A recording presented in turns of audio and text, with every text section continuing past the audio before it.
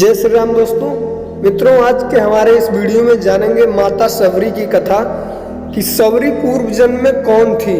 तो दोस्तों, बात भगवान राम के जन्म से पहले की है, जब भील आदिवासी कबीले के मुखिया अज के घर एक बेटी पैदा हुई थी। उसका नाम श्रमणा और दूसरा नाम सौरी रखा गया। सबरी की माँ इंदुमती उसे खूब प्यार करती थी। बचपन से ही सबरी पशु पक्षियों की भाषा समझकर उनसे बात करती, और जब सबरी को माँ उसे देखती, सबरी की माता जब उसे देखती तो वह कुछ समझ नहीं पाती। दोस्तों, कुछ समय बाद एक पंडित ने सबरी के परिवार को बताया कि वो आगे चलकर सन्यासी बन सकती है। इस बात का पता चलते ही सबरी के पिता ने उसका रिश्ता तय कर दिया, और जैसे ही शादी का दिन नजदीक आया, सबरी के घर वालों ने खूब सारी बकरियां और अन्य जानवर घर के पास लाकर बांध दिए।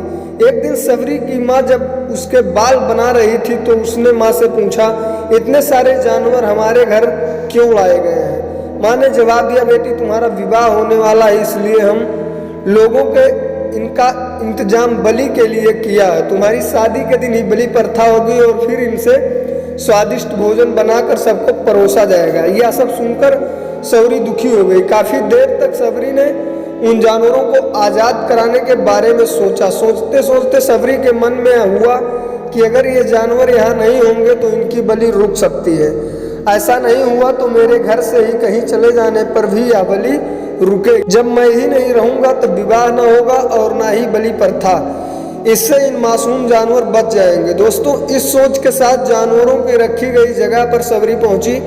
उसने सोचा कि उन्हें खोल देती हूँ, लेकिन वो ऐसा नहीं कर पाई। उसके बाद सबरी जंगल की तरफ भागने लगी। भागते भागते सबरी ऋषिमुख पर्वत पहुंच गई। वहां करीब 10,000 ऋषि रहते थे। सबरी को लगा कि वो भी इस जंगल में किसी तरह ऋषि मुनियों की सेवा करके अपना जीवन जी लेगी। दोस्तों, वो चुपचाप उसी जंगल में एक हिस्से में किसी तरह से रहने लगी। सबरी रोजाना ऋषि मुनियों को झोपड़ी के आगे झाड़ू लगाती और हवन के लिए लकड़ियां भी लाकर देती थी। ऋषियों मुनियों को समझ नहीं आ रहा था कि जंगल में उनके काम अपने आप कैसे हो रहे हैं। एक दिन सबरी को किसी ऋषि ने देख लिया। उसे देखते ही उसका परिचय पूछा। जैसे ही सबरी ने बताया कि वो भील आदिवासी परिवार से संबंध रखती है तो उस ऋषियों ने खूब डांट लगाई, और सबरी को इस बात का बिल्कुल भी पता नहीं था कि उसकी जात छोटी है और उसे ऋषियों द्वारा जात की वजह से अपमान सहन करना पड़ेगा।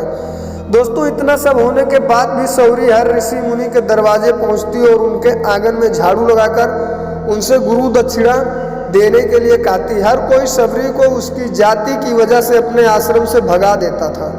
दोस्तों, ऐसा होते होते काफी समय बीत गया। उसके बाद सबरी मतंग ऋषि की कुटिया में पहुंच गई।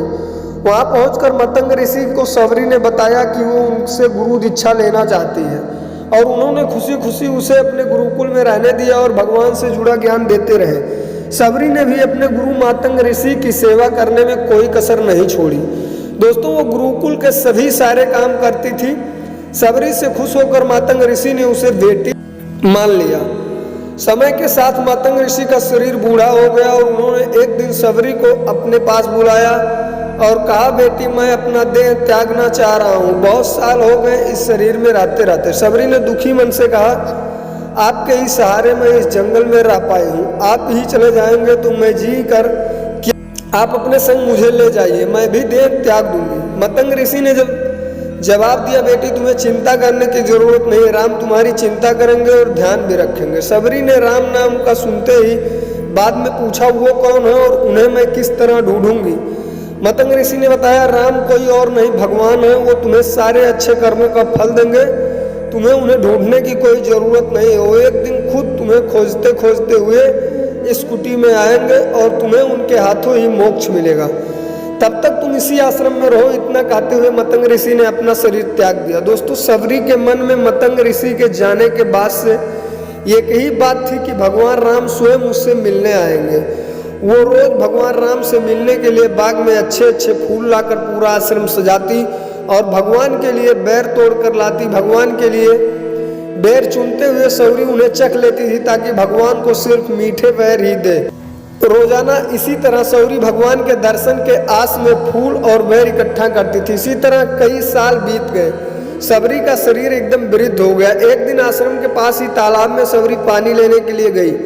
तभी पास के ही एक ऋषि ने उसे अछूत कहते हुए वहां से भगाने के लिए कहा और एक पत्थर मार दिया। वो पत्थर जब सबरी को लगा तो उसे चोट लगी और खून बहने लगा।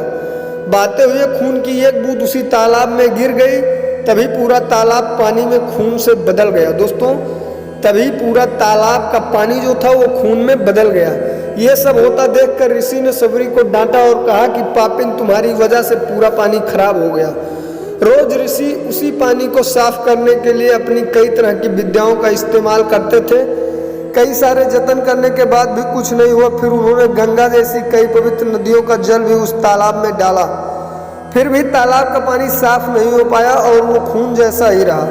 दोस्तों, कई सालों तक तालाब के पानी को साफ करने की कोशिश के बाद भी कुछ काम नहीं आया तो ऋषि ने थक कर सब कुछ छोड़ दिया। इस घटना के कई सालों बाद भगवान राम अपनी पत्नी सीता के हरण के बाद उन्हें ढूंढते हुए उसी तालाब के पास पहुंचे। ऋषि मुनियों ने उन्हें पहचान लिया।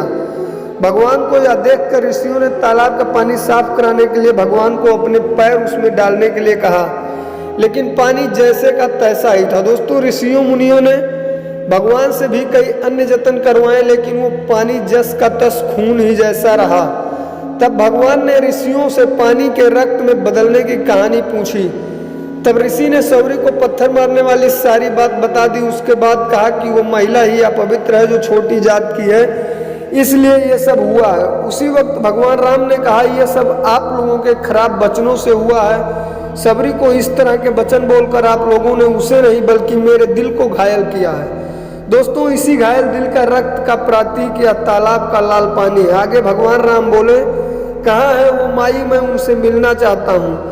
तब तक सबरी उस तालाब के पास पहुंच जाती है और उस दौरान सबरी के पैर को ठोकर लगती है और उस ठोकर से कुछ धूल उस तालाब में गिर जाते हैं। तभी सारा पानी साफ हो जाता है। भगवान सबसे कहते हैं कि देखिए, आप लोगों ने क्या कुछ नहीं किया, लेकिन पानी साफ नहीं हो पाया।